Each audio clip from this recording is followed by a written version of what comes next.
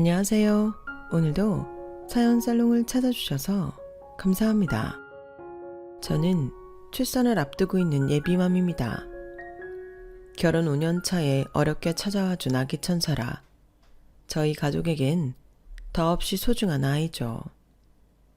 결혼을 하자마자 아이 계획을 세웠었지만 그때는 아무리 노력해도 아이가 생기질 않아 얼마나 마음고생을 했었는지 몰라요. 하지만 지금 생각해보니 모든 혼란스러운 상황이 다 정리되고 온전히 육아에 집중할 수 있는 이 시기에 아이가 찾아온 것이 더 큰 행운이었던 것 같습니다. 왜냐하면 아이가 생기기 전 제 결혼 생활은 너무나 힘들었거든요. 아니, 결혼 생활이 아니라 제 인생 전체가 고달팠다고 봐야겠네요. 저는 평범한 집안의 첫째 딸로 태어났는데요. 제 아래로는 4살 차이가 나는 남동생이 하나 있었어요. 저희 집안은 옛날 사고방식이 그대로 남아 있었던 집안이라서 모든 경제적인 지원과 혜택은 남자인 동생에게 돌아갔고 저는 애물단지 취급을 받아야만 했답니다. 저희 집안이 다른 집보다도 옛날 사고방식이 심할 수밖에 없었던 이유는 저희 할머니가 워낙 권위적인 분이셨기 때문이었어요. 어디 계집애가 어른들 밥상에 겸상을 한단 말이냐? 애미 너, 애 밥상 교육을 대체 어떻게 시킨 게야? 아, 얼른 나와 얼른. 얘는 기집애가 돼갖고 어쩜 이리 천방지축인지. 아니, 준호 숟가락 저거 내 건데. 글쎄 빨리 나오라니까. 엄마는 항상 할머니 눈치를 보기 바쁘셨고 앞뒤 상황이 어떤지 알아보지도 않으시고 일단 저부터 혼내고 보셨죠. 그래서 남동생이 제 물건을 아무렇지도 않게 뺏어가도 저는 아무 말도 할 수 없었어요. 가족들이 식사를 할 때면 저와 엄마, 작은엄마는 부엌 옆 조그마한 공간에서 큰 상을 차리고 남은 것들로 끼니를 때웠고요. 엄마는 저를 보실 때마다 절 왼수라고 부르셨습니다. 내가 저 왼수를 베가지고 서름당했던 것만 생각하면 다행히 준호 덕에 살았지. 하마터면 이 집에서 그대로 쫓겨날 뻔했지 뭐야. 그런 주제에 저 왼수가 갓난쟁이 때는 얼마나 우러제꼈는지 알아? 아유, 그래. 욕받네, 욕봤어. 알았으니까 애 앞에서 그런 얘기는 그만. 내가 저한테 해준 게 얼만데, 응? 아주 어른들 앞에서 눈치나 살살 보고 잔머리나 굴리고 말이야. 내 배 아파 나왔는데도 애가 영 정이 안 가, 정이. 동네 아줌마들과 모였을 때면 엄마는 어김없이 제 욕을 해대셨고 그 옆에서 제가 집안일을 하던 숙제를 하던 아랑곳하지도 않았어요. 보다 못한 아줌마들이 제가 500원, 1000원을 쥐어주며 나가서 놀라고 해주실 정도였죠. 엄마 말이 어느 정도는 맞는 말이었던 게 하도 뭐만 해도 구박을 받으니 저는 자연스럽게 소극적인 아이로 자라났고 어디서나 남들의 눈치를 보고 살게 되었어요. 엄마는 그 모습이 꼴보기 싫다며 더 구박을 하고 그렇게 계속 악순환이었죠. 어릴 때는 그냥 누구나 저처럼 사는 줄 알았는데 학교를 다니면서 수업을 듣게 되자 저희 집이 이상하다는 걸 알게 되었는데요. 남녀는 평등하다는 걸 배웠고 같은 반 친구가 저랑 같은 여자인데도 부모님한테 예쁨을 받으며 자라는 걸 알게 되었어요. 그런 친구들을 보고 집에 들어가는 날이면 엄마의 폭언과 잔소리가 평소보다 몇 배는 더 견디기 어려웠죠. 그런 현실에서 벗어나고 싶었던 저는 어느 순간부터 열심히 공부해서 대학을 가고 성인이 되면 이 지긋지긋한 집에서 탈출할 수 있겠다는 희망을 품었습니다. 그리고 정말 열심히 공부해서 지방에 있는 국립대를 가게 되었어요. 애초부터 저희 집에서 학비를 대줄 거란 생각도 없었기 때문에 온전히 제 힘으로 다닐 수 있는 학교로 지원했던 것이죠. 기숙사 생활을 하며 학교를 다닐 때는 인생 처음으로 아무런 걱정 없는 생활을 즐길 수 있었습니다. 알바도 공부도 열심히 하다 보니 과탑도 몇 번 할 수 있었고 돈도 꽤 모을 수 있게 되었어요. 저는 졸업 후 취업하게 되면 혼자 지낼 수 있는 자취방을 얻을 생각으로 정말 열심히 돈을 모았죠. 하지만 졸업을 앞둔 시기에 저희 엄마가 제게 연락을 해오시면서 그 꿈은 와장창 깨지고 말았습니다. 너 그동안 모아놓은 돈 있지? 얼마 있어? 무슨 소리야. 내가 공부하기도 바쁜데 돈을 어떻게 모은다는 거야? 그런 거 없어. 이게 누굴 속이려고 들어? 너 그럼 그동안 알바한 돈 다 어쨌는데? 저번에 장학금도 탔다며?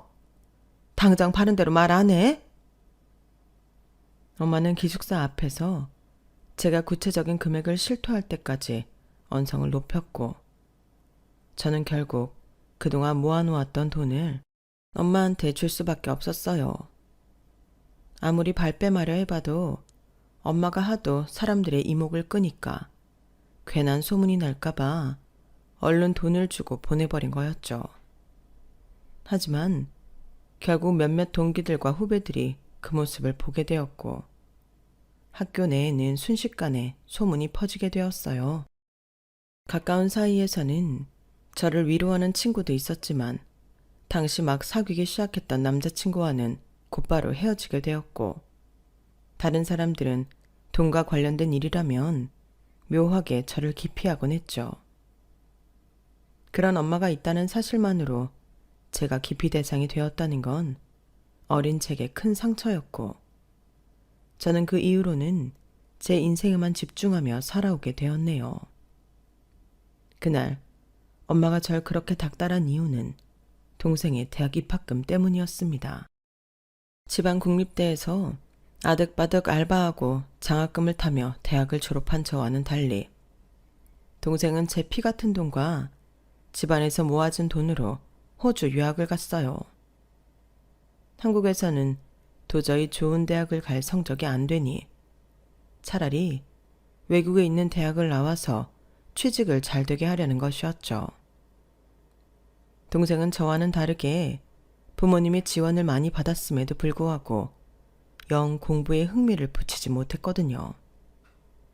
사실 공부에 흥미를 못 붙인 정도가 아니라 아예 손을 놓았다고 해도 과언이 아니었죠. 동생은 어릴 때부터 어른들에게 예쁨만 받고 자라다 보니 자기가 원하는 것을 가지지 못하면 난폭해졌고 중학교에 올라간 뒤로는 2번이나 학교에서 주먹을 휘둘렀어요. 그 일로 인해 부모님은 몇백만 원의 합의금을 물어줘야만 했고요. 보다 못한 아버지가 하루는 동생을 따끔하게 혼냈는데 동생은 반성하기는커녕 물건을 집어 던지며 적반하장으로 화를 내더라고요. 한 번도 아니고 2번씩이나 어떻게 그런 양아치 같은 짓을 할 수 있느냔 말이다. 우리가 너한테 들은 학원비, 가회비, 용돈이 다 얼만 줄 알아? 이제 더 이상 사고치지 말고 졸업할 때까지 얌전하게 다니거라. 또다시 합의금을 물어줘야 되는 상황이 생기면 그땐 너 보고 이래서 갚으라고 할 줄 알아. 아, 듣기 싫으니까 잔소리 좀 그만하라고. 그게 아빠가 돼서 할 말이야? 그 새끼가 먼저 나한테 싸가지 없이 굴었다고 몇 번을 말해. 왜 내 말은 안 들어주냐고. 엄마는 그런 동생을 오히려 더 감쌌고 동생은 그날 이후로 아버지와 평생 사이가 좋지 않았답니다. 아마 제가 도서관에 있는 사이 아버지와 몇 번 더 부딪혔을지도 모르겠네요. 어쨌든 집안 분위기가 저만 구박받던 때와는 비교도 안 되게 험악해지자 더욱더 도서관에서 공부에 매진하게 되었죠. 지금 생각해보니 어쩌면 제가 졸업하자마자 취직을 하고 나름 건실하게 살아갈 수 있도록 집중력과 악발의 근성을 키워준 건 동생일지도 모른다는 생각이 드네요. 그렇게 제 앞가림하며 열심히 돈을 벌고 있는 저에게 부모님은 몇 주 혹은 몇 개월마다 한 번씩 연락을 해오셨어요. 제 안부를 묻는 일은 단 한 번도 없었고 매번 얼마의 돈을 보내라는 말들 뿐이었죠. 동생은 호주로 유학을 다녀온 이후로도 손버릇을 고치지 못해 툭 하면 깽값을 물어줘야 했거든요. 부모님은 너무나도 당당하고 때로는 집요하게 저에게 그 돈을 요구했고 저는 언제나 최소한의 돈만 뺏기기 위해 열심히 부모님과 싸워야만 했죠. 저는 대학 졸업 후 은행에 취직했는데요. 처음엔 모아두었던 돈이 없어 고시원에서 생활을 했어요. 괜히 돈을 많이 모았다고 티를 냈다간 언제 또 가족에게 돈을 뺏길지 몰라서 3년 만에 고시원에서 코딱지 많은 월세방으로 이사한 뒤에는 결혼 전까지 쭉 살았죠. 남들처럼 철마다 옷을 사입는 것도 꿈도 못 꿀 일이었답니다. 항상 수수하게만 다녔고 통장이나 인감도장은 회사 개인 서랍에 넣어두고 절대 집안에는 두지 않았어요. 언젠가 한번 엄마가 제가 없는 사이에 집 문을 따고 들어와 쑥대밭을 만든 적이 있었거든요. 그렇게 저는 20대 내내 부모님과 치열한 신경전을 벌이며 위태로운 생활을 하고 있었어요. 그런데 그런 제게 같은 은행에서 일하는 남편이 다가와 준 거예요. 사실 저는 대학교 때 잠깐 사귀던 남친이 저희 엄마의 만행을 듣고 바로 이별을 통보한 순간부터 연애라는 건 제 인생에 다시는 없을 거라고 생각했어요. 제가 생각해도 저희 가족 같은 사람들을 가족으로 둔 사람이라면 이성으로서의 감정이 도무지 생기지 않을 것 같았죠. 밑빠진 독처럼 돈을 아무리 벌어도 숭숭 새어버리는데 누가 저랑 함께이고 싶겠어요. 그래서 처음 남편의 대시를 받았을 때 저는 굉장히 당황했고 남편에게 제 사정을 전부 털어놓았어요. 저의 이런 가정 환경 때문에 누군가를 만나기 어려울 것 같다고요. 태용 씨가 남 얘기 함부로 하지 않는 사람인 거 알아서 말씀드리는 건데 사실 저는 가정 형편이 좋지 않아요. 저희 부모님은 제 남동생만 바라보고 사시는 분들이셔서 필요할 때마다 저한테 돈을 많이 요구하시거든요. 저도 물론 제 돈을 전부 주진 않으려고 노력은 하지만 태용 씨 나이도 있는데 괜히 저 같은 사람 만나면서 시간 낭비하지 마시고 더 좋은 여자 만나세요. 저는 그런 것보다 준희 씨가 절 좋아하는지 아닌지가 더 궁금한데요. 제가 싫어서 일부러 이런 얘기를 하시는 거예요? 그게 아니라 저는 준희 씨 마음이 어떤지만 말해줘요. 그래서 내가 싫은지 아닌지. 주저하는 저와는 다르게 남편은 처음부터 저에 대한 마음을 확실히 표현해주는 사람이었어요. 그전에는 이성으로서 생각해 본 적이 없던 저였지만 저에게 고백하던 남편의 모습에 저도 반하게 되었고 얼마 후 저희는 연애를 시작하게 되었죠. 저는 남편에 대한 마음이 점점 깊어지면서 전보다 더 체계적으로 돈 관리를 하고 부모님이랑 멀어지려고 애를 썼는데요. 그런 노력에도 불구하고 엄마는 기어이 또 한 번 저에게 무리한 목돈을 빼앗아 가셨어요. 한국에 돌아와서 또다시 질 나쁜 친구들과 어울려 다니던 남동생은 당시 중고차 영업을 하고 있었는데 정직한 영업을 하지 않고 미터기를 조작하고 사고나 침수 사실을 숨기는 등의 사기를 치다가 신고를 당한 거예요. 설상가상으로 자신의 혐의를 발뺌하다가 피해자를 때리기까지 했다더군요. 이전에 쳤던 사고랑은 차원이 다른 규모였기에 동생은 실형을 받을 위험에 처했고 어떻게든 변호사를 선임해 수습하려던 엄마가 저에게 집요하게 그 비용을 요구한 것이었죠. 뭐? 2천? 내가 그런 돈이 어딨어. 나 아직 월세 살아. 대체 언제까지 준호가 사고친 거 수습해줘야 하냐고. 내 인생은, 그럼 나는 이런 평생 단칸방에서 살다 죽으라는 거야? 그럼 애들어 감방에 들어가라는 소리야? 잔말 말고 그 돈 당장 보내. 네 동생이야, 네 동생. 가족한테 쓰는 돈이 뭐가 아깝다고 바락바락 성질을 부려대길. 싸가지 없는 년 같으니라고. 아니, 내가 그런 돈이 어딨냐고. 아무리 엄마가 난리를 쳐도 돈이 있어야 줄 거 아니야. 그럼 네 이름으로 대출이라도 땡겨 보든가. 꼴에 은행원이라는 애가 어쩜 그렇게 돈 없다는 소리를 당당하게 해. 자랑이다. 아주 자랑이야. 내일 니네 은행으로 직접 찾아갈 테니까 그런 줄 알아. 엄마의 으름장에 저는 결국 또다시 그가 모아두었던 돈을 내어줄 수밖에 없었어요. 같은 곳에서 일하는 남편에게 그 꼴을 보였다간 정말 어디서 확 죽어버릴 것만 같았거든요. 연애한 지 1년이 넘어가면서부터 슬슬 결혼 얘기가 오갔고 설레는 마음으로 결혼 자금을 모아둔 것이었는데 그 돈을 홀라당 빼앗겨버리니 정말 온몸에 힘이 쭉 빠지는 것 같더군요. 동생 놈은 그 돈으로 비싼 변호사를 선임해 고작 1년 6개월형을 받았어요. 뒤늦게 이 모든 사실을 알게 된 남편은 굉장히 화를 냈지만 제 탓은 하지 않았어요. 오히려 한결같은 모습으로 저를 다독여 주었죠. 도둑놈은 따로 있는데 왜 자기가 사과를 해? 걱정 마. 난 이런 일로 자기 안 떠나. 다음부터는 무슨 협박을 하던 절대 요구를 들어주지 마. 남들 시선 신경 쓰지 말고 자기 스스로만 생각해. 그래야 자기가 살 수 있어. 알았지? 그렇게 이야기해주는 남편이 얼마나 고마웠는지 몰라요. 제 욕심이었지만 그런 남편을 저도 절대 놓치기 싫었어요. 그래서 그때부터는 생각이 많이 달라졌던 것 같습니다. 그전에는 강경하게 행동한다고 행동해도 아무래도 가족들한테 많이 휘둘렸는데 앞으로는 어떤 일이 일어나도 그러지 않겠다고 마음 먹게 되었죠. 남편에게 최고의 아내가 되고 싶다는 꿈을 꾸게 되었거든요.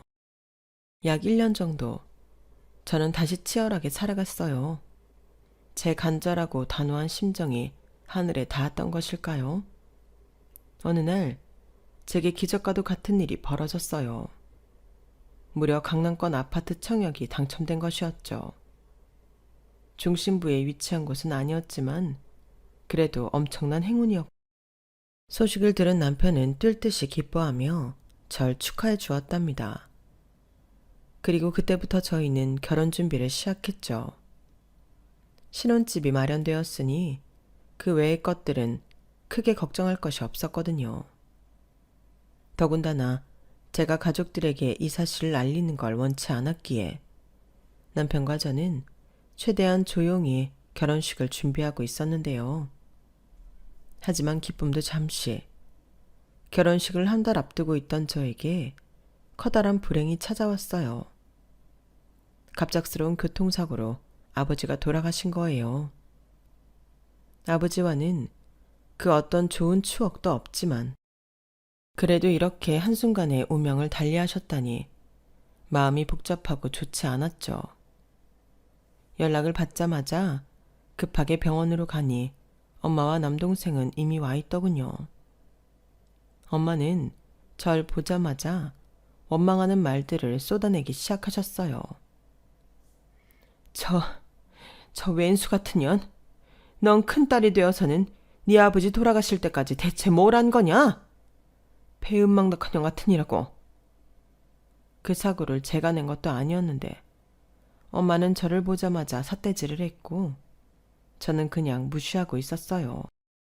제가 아무 소리도 안 하니 엄마는 아니나 다를까 또 돈 얘기를 꺼내는 겁니다. 장녀로서 그동안 아무것도 한 게 없으니 아버지 마지막 하시는 길 배웅이라도 직접 해드려라. 일단 저기 가서 응급실 병원비부터 결제하고 와. 어쨌든 아버지 장례는 치러야 하니 저는 응급실 비용을 전부 결제하고 왔고 장례식장으로 옮겨가는 동안 제 남동생은 병원 의자에 늘어지게 앉아서 핸드폰만 만지작거리고 있었죠. 감방식이나 다녀와서는 철이 들려나 싶었는데 오히려 더 험악한 인상이 되어 나온 듯 했어요. 아버지 장례식장에서도 눈물 한 방울 흘리지 않고 핸드폰만 하고 술만 퍼먹더군요. 그 모습을 보니 정말 같은 핏줄이지만 치가 떨리더라고요.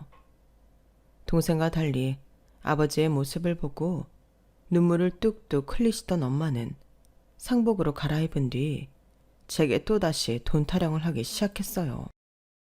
너 상조 하나쯤은 미리 드러났겠지? 저기 이모님한테 가봐라. 아니, 나 상조 없어. 이모님한테는 엄마가 가. 돈도 없는데 내가 가서 뭐해? 인연이? 또 누굴 속이려 들여? 네가 맨날 첫날 돈 없다고 우는 소리 하면서 뒤에 꽁쳐놓은 돈 있을 거 아니야. 상조 없으면 그걸로라도 내라고? 그런 돈 없다니까. 엄마가 맨날 내가 돈 조금만 모으면 홀랑 다 가져가 버리는데 내가 돈 같은 거 모아서 뭐해? 요즘 욜로가 대세인 건 몰라? 나도 내 일이 없이 욜로를 산 지 오래됐어. 돈 못 내면 못 내는 대로 엄마 집에 압류되든 어떻게 되겠지 뭐. 뭐? 인연이가 말하는 것 좀 봐라. 야, 가짜는 연기 때려치우고 얼른 안 가? 내가 집이 압류되기 전에 니네 은행 가서 깽판 못 칠 것 같아? 원래 이런 건 부조 받은 걸로 먼저 해결하는 거 몰라? 언제까지 남의 직장 가지고 협박할 거야? 그깟 회사 잘려도 그만이야. 욜로가 뭔지 몰라? 저는 이번만큼은 절대로 물러서고 싶은 생각이 없었어요. 그래서 등 뒤로 식은땀이 줄줄 나면서도 끝까지 태연하게 엄마에게 거짓말을 했죠. 아무리 욕을 해도 제가 꿈쩍도 하지 않자 엄마는 더 이상 말을 않고 저를 굉장히 수상하다는 눈빛으로 보더군요. 그러면서도 제게 아무런 돈도 뜯어낼 수 없다는 게 분한지 2박 3일 내내 히스테리를 부렸습니다. 일부러 제 발을 밟고 지나간다든지 어깨를 팍 밀치고 지나간다든지 하는 행동들을 했어요. 사실 저는 그런 건 신경도 쓰이지 않았고 오히려 속으로 드디어 엄마를 제대로 속였구나 싶어서 기뻐했답니다. 아버지의 장례가 전부 끝나고 화장터에서 집으로 돌아가려는데 때마침 남편에게 전화가 왔어요. 제가 걱정이 되었는지 차로 데리러 오겠다고요. 엄마랑 함께 있을 때는 끝까지 긴장을 놓치지 말았어야 했는데 제가 그만 깊게 생각을 못하고 엄마가 있는 자리에서 전화를 받은 게 화근이 되고 말았습니다. 엄마는 먹잇감을 노리는 하이에나처럼 눈을 반짝이며 제 통화가 끝나자마자 저에게 물어왔어요. 너 남자 만나니? 그 질문을 듣고 저는 가슴이 철렁했지만 애써 태연하게 그런 거 아니라고 말했습니다. 하지만 엄마는 이미 제가 남자친구가 있다는 걸 확신하는 듯 했어요. 아니긴 뭐가 아니야. 딱 봐도 어디서 돈 많은 남자 하나 물었나 본데. 그래서 그렇게 간이 배 밖으로 나왔던 거냐? 대체 뭔 소리를 하는 거야? 아니라니까. 아무리 제가 발뺌을 하고 엄마를 떼어내려고 해도 엄마는 끈질기게 제 뒤를 따라왔죠. 그런 엄마를 보면서 남편에게 일단 돌아가라고 문자하고 싶었지만 핸드폰까지 대놓고 훔쳐보는 엄마 때문에 그럴 수가 없었어요. 결국 그날 엄마는 제 남편과 만나게 되었어요. 남편에게 이미 가족에 대한 이야기를 숨기지 않고 다 말했음에도 실제로 가족을 보여주니 죽고 싶을 만큼 쪽팔리더군요. 남편은 엄마에게 시달리며 울 것 같은 표정으로 걸어오는 절 보고 표정이 안 좋아졌지만 그래도 정중하게 인사는 드렸어요. 안녕하세요 어머님. 준희 씨랑 교제하고 있는 고태용이라고 합니다. 이게? 뭐야? 국산차잖아? 입고 있는 옷도 뭐 별거 없고. 이딴 남자 만나는 걸 그렇게 꽁꽁 숨겼냐? 엄마 미쳤어? 빨리 가. 이제 그만 좀 따라오라고. 갑자기 인연이 뭘 믿고 그렇게 간땡이가 부었나 했더니 고작 이런 남자를. 하여간 쓸모없는 년 같으니라고. 간다 가. 별 볼 일도 없구만. 잠깐. 근데 니네 결혼하냐? 저희가 습관적으로 끼던 반지를 하필이면 엄마한테 들킨 것이었죠. 저는 무슨 소리냐며 커플링이라고 우겼지만 엄마는 이미 먹잇감을 발견한 눈빛이었어요. 그전에도 엄마의 속물적인 얼굴을 수없이 보며 자랐지만 그 순간 엄마의 표정은 정말 아직도 잊을 수가 없을 정도로 악마 같은 모습이었습니다. 소름이 끼칠 정도로요. 그리고 엄마는 일주일도 안 돼서 제가 청약에 당첨되어 결혼을 앞두고 있다는 사실을 알아내 저를 협박하기 시작했어요. 요 맹랑한 년 좀 보게. 넌 네 애미한테 이런 방구도 없이 시집을 들려고 했냐? 그것도 강남 아파트에? 그러면서 뭐? 요올로가 뭐가 어째? 괘씸한 년 같으니라고. 너 땡땡 웨딩홀에서 결혼한다며. 그날 내가 기필코 찾아갈 테니까 각오해. 이 왼수 같은 년 아주 싹퉁머리를 고쳐줘야지. 엄마, 진짜 나한테 너무한 거 아니야? 내가 대체 엄마한테 뭘 잘못했다고 이렇게까지 해? 내가 잘하면서 사고를 치기랬어. 집안에 무리한 걸 요구하기라도 했어? 나 혼자 알아서 좀 잘 살아보겠다는데 대체 왜 이렇게까지 하냐고. 엄마가 그러고도 내 엄마야? 넌 나면서부터 해만 됐지? 도움이 된 적은 한 번도 없어. 내가 니년 키운다고 들어간 돈이 다 얼마였는 줄 알아? 그 돈으로 다른 걸 했으면 지금쯤 떵떵거리고 살았을 거다. 그랬는데도 배은망덕한 년이 대가리 좀 컸다고 반항을 해? 어디 그 잘난 사돈댁 얼굴 좀 보자. 세상 천지에 어떤 딸년이 상견례 한 번을 안 하고 결혼을 했냔 말이야. 니네 사돈 어디 살아? 어? 가서 인사라도 해야 할 것 아니냐? 엄마, 제발 좀. 아니다. 굳이 그럴 필요 없이 어차피 결혼식 갈 거니까 그날 보면 되겠네. 됐다. 그날 보자. 어디 얼마나 대단하신 양반들인지 그날 확인해 보자고. 결혼식이 한 달도 안 남은 시점에서 이미 예약되어 있는 예식장을 옮길 수도 없고 뿌린 청첩장 내용을 바꿀 수도 없었던 저는 결국 눈물을 뚝뚝 흘리며 엄마한테 빌 수밖에 없었습니다. 대체 원하는 게 뭐냐고요. 제가 어떻게 하면 엄마가 예식장에 나타나지 않을 거냐고 물어보면서 무릎까지 꿇었어요. 처음부터 이렇게 곱게 나올 것이지. 멍청한 년이 고집만 세가지고는. 너 그 강남 아파트 있지? 그거 우리 준호한테 넘겨라. 너같이 버르장머리 없는 년한테는 과분한 아파트야. 준호도 앞으로 장가갈 준비해야 되니까 일단 준호 이름으로 넘기도록 해. 세금 같은 거 미리미리 처리하고. 알겠어? 저는 반항 한번 하지 못하고 동생에게 아파트를 넘긴다고 대답했어요. 엄마가 돌아가고 난 뒤 집에 덩그러니 남겨진 저는 눈앞의 상황이 암담하기만 했죠. 아무리 고민을 해도 이 상황을 어디서부터 어떻게 해결해야 할지 모르겠더군요. 결혼을 목전에 두고 이런 약속을 해버렸으니 도저히 남편을 볼 면목이 없었죠. 다음날 퉁퉁 부은 얼굴로 회사에 출근하자 남편뿐만 아니라 다른 회사 동료들도 무슨 일이냐며 저를 걱정해줬습니다. 다른 동료들한테는 웃으며 야식을 먹고 잤다고 둘러댔지만 남편의 눈까지 속일 수는 없었죠. 남편에게 여러 통의 문자가 와도 도저히 아무 말도 할 수가 없더군요. 결국 퇴근하자마자 남편이 제게 와서 추궁을 하기 시작했어요.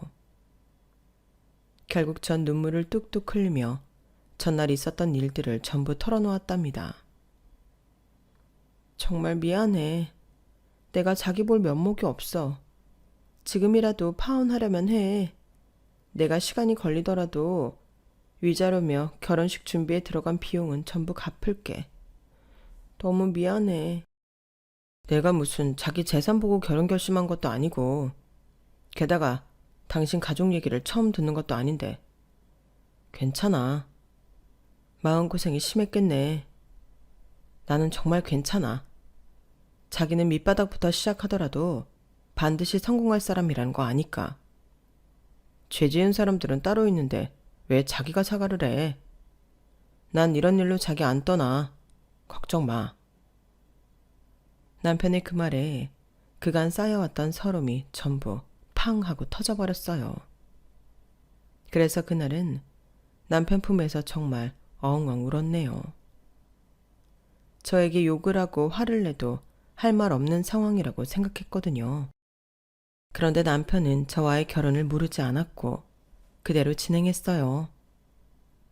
급하게 신혼집을 알아볼 수는 없었기에 일단 자취하던 남편의 집에 들어가기로 했죠. 또 남편은 시부모님께도 미리 이 상황을 잘 말씀드렸어요. 저는 죄송한 마음에 시부모님을 도저히 쳐다볼 수가 없었는데 시부모님은 저에게 신혼집에 대한 이야기는 거의 꺼내지 않으시고 결혼식이나 신혼여행에 대한 얘기만 하셨어요. 남편의 그런 세심한 배려 덕분에 저희는 무사히 결혼식을 마칠 수 있었답니다. 우여곡절 끝에 결혼을 하게 되자 저는 조금이라도 남편에게 보답하고자 하는 마음에 정말 알뜰살뜰 살았어요. 저 때문에 신혼집을 12평짜리 투룸에서 시작하게 된 게 얼마나 미안하고 마음이 쓰였는지 모릅니다. 남편은 신경 쓰지 말라고 해줬지만 어떻게 신경을 안 쓸 수가 있나요? 저는 남편을 걱정시키지 않는 선에서 소소한 부업도 해가고 본업도 열심히 해가면서 돈을 모았답니다. 그러면서도 남편에게까지 자린고비처럼 굴고 싶지는 않아서 남편에게 필요한 것에는 전혀 아끼지 않았어요. 남편이 입는 것 먹는 것은 형편에 맞는 선에서 최대한 좋은 걸 해주고 제 자신에게 쓰는 돈은 거의 없다시피 했죠. 몇 년 동안 똑같은 옷, 똑같은 신발만 신고 다니면서 그렇게 치열하게 살았네요. 그렇게 4년이라는 시간이 지났습니다. 저는 작지만 알차게 돈을 모으고 있었고 다행히 그 사이 가족들이 별다른 연락을 해오진 않았어요. 그래도 시집을 오니까 출가 외인으로 친하보다 싶어서 마음이 많이 놓이더군요. 요맘때쯤에 저는 여기저기 부동산도 많이 알아보러 다녔죠. 저렴하고 좋은 매물을 보는 법을 알고 싶어서 회사 내 스터디 모임도 드는 등 공부를 많이 했어요. 어떻게든 더 좋은 집으로 이사한다는 걸 최우선 목표로 삼고 있었거든요.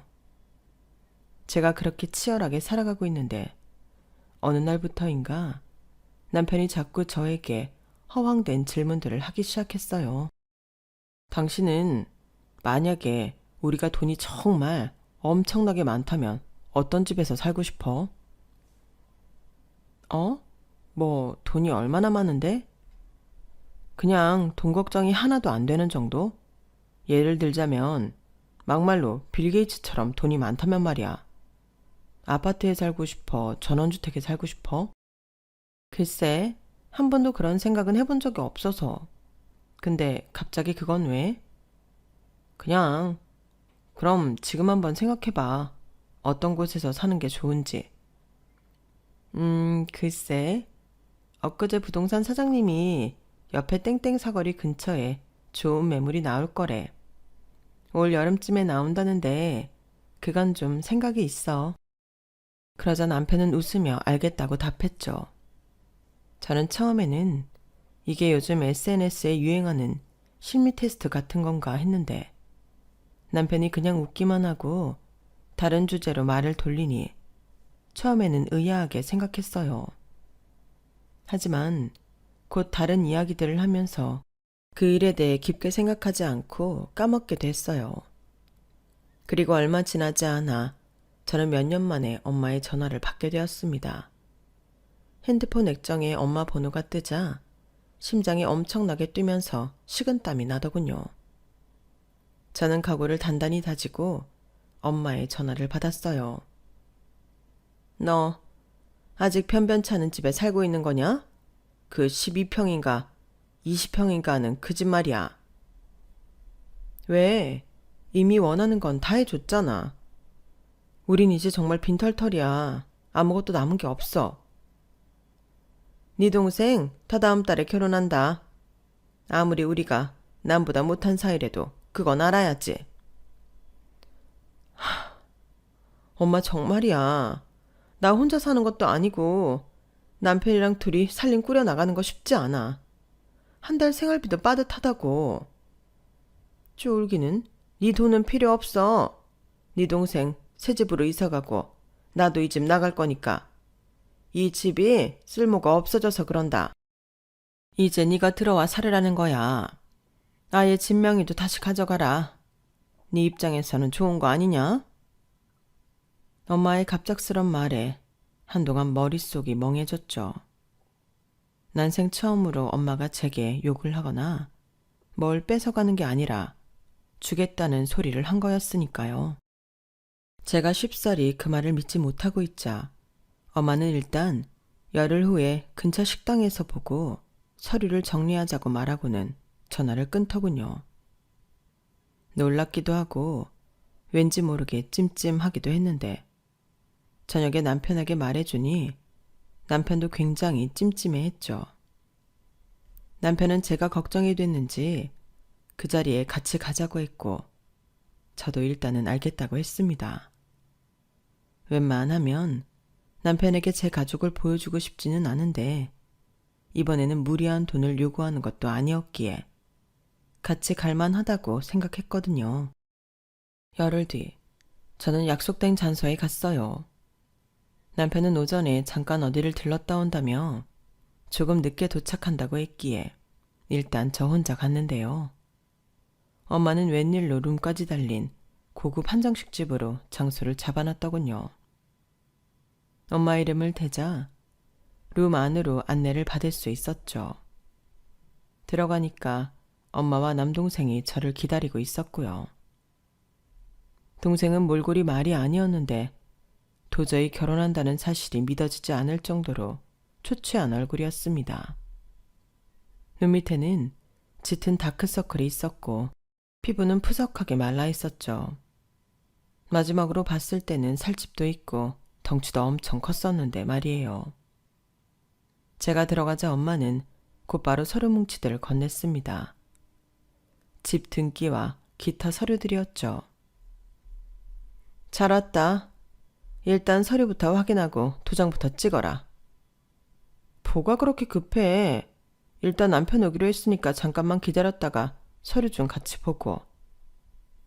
받기만 하는 년이 뭐 이렇게 까탈스럽게 구려. 그냥 좀 찍으라고. 갑자기 왜 이러는 거야?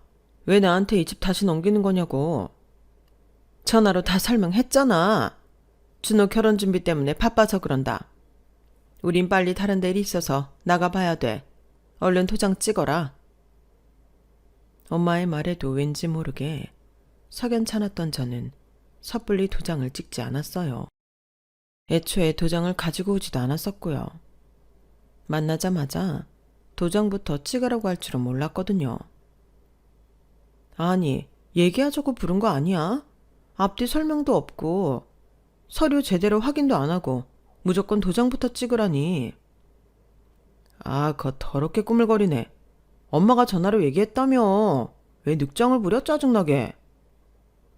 잠자코 있던 동생은 갑자기 짜증을 팍 내더니 일어나서 제 가방을 낚아채가더군요.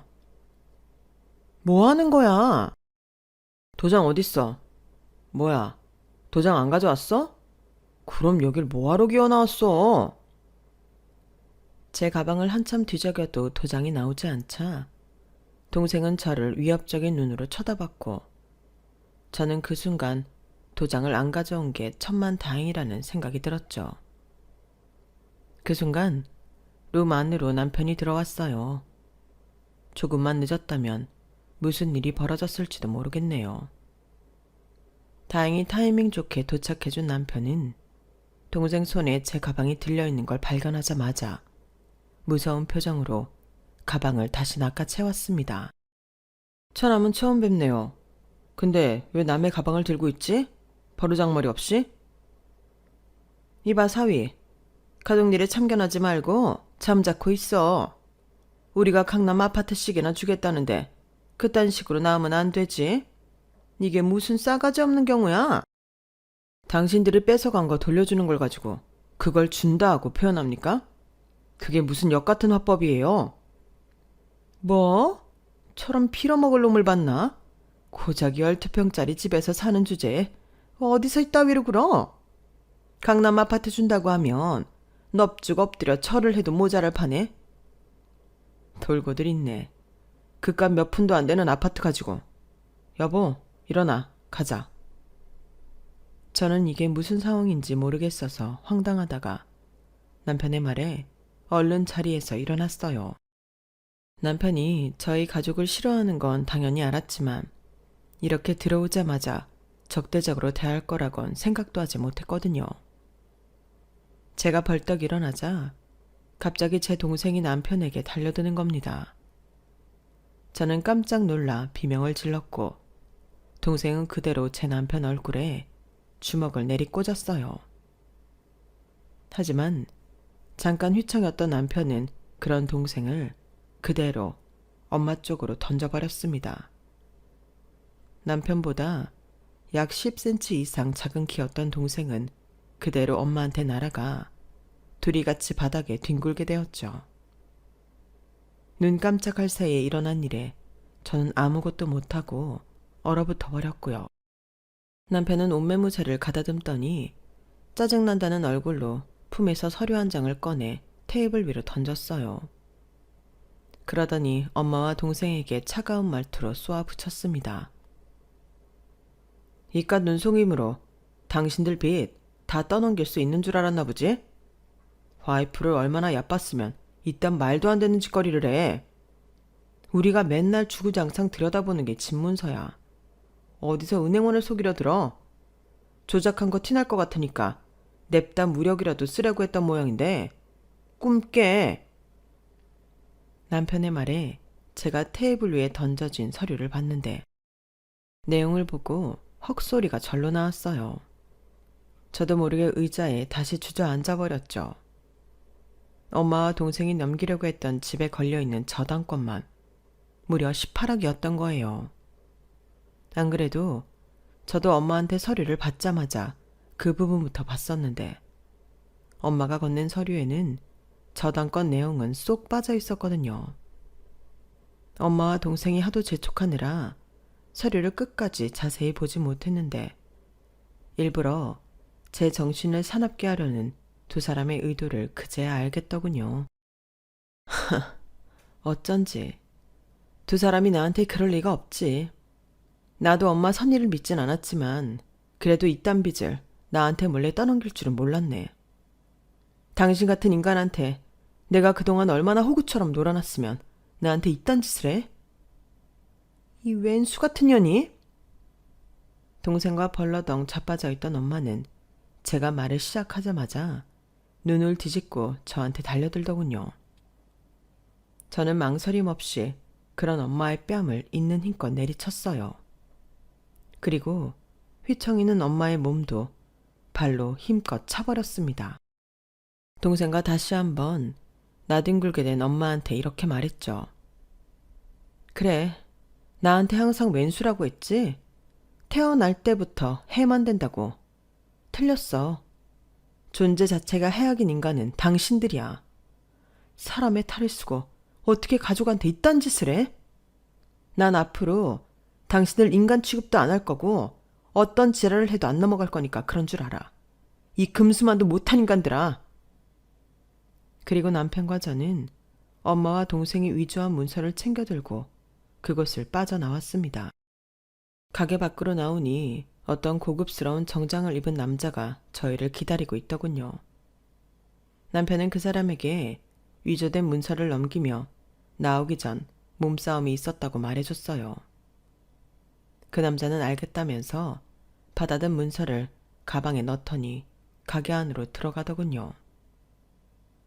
남편과 차에 올라탄 저는 그 사람이 누구냐고 물어봤습니다. 방금 그 남자는 누구야? 변호사. 변호사? 당신 언제 이걸 다 알아보고 변호사까지 선임했어? 저 사람 엄청 비싼 옷도 입었던데 그렇게까지 안 해도 신고만 해도 되지 않아?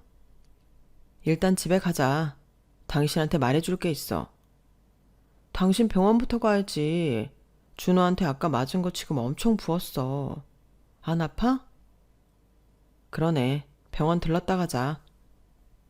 병원을 들른 남편은 다행히 크게 다친 것은 아니었어요.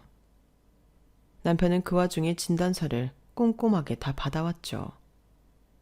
그런데 차에 타자 남편은 집으로 간다면서 자꾸 다른 길로 가는 거였습니다. 어디로 가는지 아무리 물어봐도 집에 가는 길이라고만 말하고 좀처럼 속 시원히 말을 해주지 않았죠. 남편이 멈춰선 곳은 이름만 대면 알만한 초호화 아파트였습니다. 여기는 갑자기 왜 온 거야? 대체 무슨 일인데 그래? 이 아파트는 어떤 것 같아? 뭐가? 저번에 물어봤던 거 있잖아. 만약에 돈 걱정 없이 고를 수 있다면 어디서 살고 싶냐고. 그때 대답을 속 시원히 안 해주길래. 여기? 좋지. 엄청나게 돈이 많다면, 원하는 대로 선택할 수 있다면 아파트보다는 전원주택이 좋을 것 같기는 하네. 근데 왜? 당신 뭐 로또라도 당첨된 거야? 당신 놀라지 마. 진짜 로또 당첨됐어? 내가 예전에 성과금 받은 걸로 코인을 좀 샀었어. 3번 정도 그렇게 구매를 했는데 그게 몇 년 전 일이거든. 나도 잊고 있었는데 요새 뉴스에 갑자기 코인 얘기가 나오는 거야. 그래서 몇 년 만에 열어봤더니 금액이 엄청나게 올라있더라고. 당연히 저도 뉴스를 많이 봤기에 남편의 이야기를 대번에 이해할 수 있었어요.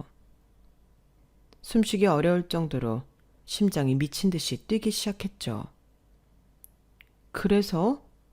그 금액이 얼마나 되는데? 실수령 금액으로 말해줄게. 50억. 뭐? 저는 앉은 좌석에서 펄쩍 뛰며 놀랐어요. 곧이어 눈물이 다 나더군요. 남편은 그런 저를 안아주면서 전원주택으로 이사할 곳을 알아보자고 했죠. 그동안 제가 열심히 모으던 금액은 앞으로 절 위해서만 쓰라면서 더 이상 돈 걱정은 하지 말라고 했어요. 저희는 그렇게 차 안에서 서로 부둥켜 안고 눈물을 흘리면서 기뻐했고 그 후로는 빠르게 일을 처리해 나가기 시작했습니다. 둘 다 일은 관두지 않고 그대로 다니면서 이사할 곳을 알아보기 시작했어요. 그 와중에 남편은 공문서 위조와 사기 혐의, 폭행 혐의로 저희 엄마와 동생을 신고했고 소송까지 진행했습니다. 저는 핸드폰 번호를 바꿔서 더 이상 가족들이 저에게 연락을 못하게 차단해버렸고요. 엄마랑 동생이 어디서 그렇게 많은 빚을 만들어 왔나 했더니 상습적으로 불법 도박을 해왔다더군요. 동생이 원래 같이 어울려 다니던 친구들과 술 먹고 주먹 다짐을 한 이후에 무리해서 떨어져 나온 뒤로는 내내 백수로 살았다고 해요. 어쩜 그렇게 나쁜 짓들만 골라서 하는지 두 사람을 전혀 이해할 수가 없었어요. 결국 엄마는 상당한 금액의 벌금형을 받고 동생은 또다시 실형을 선고받게 되었답니다. 가중처벌이 붙어 이번에는 꽤나 무거운 형을 선고받았어요. 살고 있던 아파트는 압류당해 빼앗겼으니 아마 엄마는 길거리를 배회하고 있겠죠. 모든 일이 다 끝나고 저희는 오래된 고급 주택으로 이사를 오게 되었어요. 마당까지 딸린 2층짜리 주택으로 오랜 세월이 지나도 관리가 잘 되어 있었고 내부는 리모델링까지 되어 있는 곳으로요. 요란했던 일들이 다 끝나고 저는 그간 한 번도 쓰지 않았던 연차를 쓰고 조용히 휴식하는 시간도 가졌어요. 남편은 그동안 모아두었던 돈을 절 위해 쓰라지만 고기도 먹어본 놈이 먹는다고 어디에 써야 할지 몰라 그냥 여기저기 재테크만 하고 있었죠. 부업은 전부 정리하고 일도 예전만큼 악다구니 쓰며 하지 않다 보니 몸이 편안함을 느꼈나 봅니다. 저희에게 결혼 5년 만에 아기 천사가 찾아와 준 거예요. 결혼한 뒤로 그렇게 바라던 일이었는데 지금 생각해보니 그때 찾아오지 않고 지금 와준 게 얼마나 감사한지 몰라요. 아마 저보다는 더 지혜로운 아이인가 봅니다. 저는 앞으로 아이를 위해서라도 저희 가족의 행복만을 최우선으로 삼고 살아가려고 합니다. 우리 아이에게는 저랑은 달리 과할 정도로 사랑을 퍼부어 주려고요. 새롭게 얻은 이 가정을 꼭 지켜낼 거예요. 지금까지 저의 긴 이야기를 들어주셔서 감사합니다. 여러분들도 항상 행복하세요. 여러분, 사연 댓글에 응원과 현명한 조언 부탁드려요. 좋아요와 구독은 저에게 큰 힘이 됩니다. 오늘도 좋은 일 가득하세요.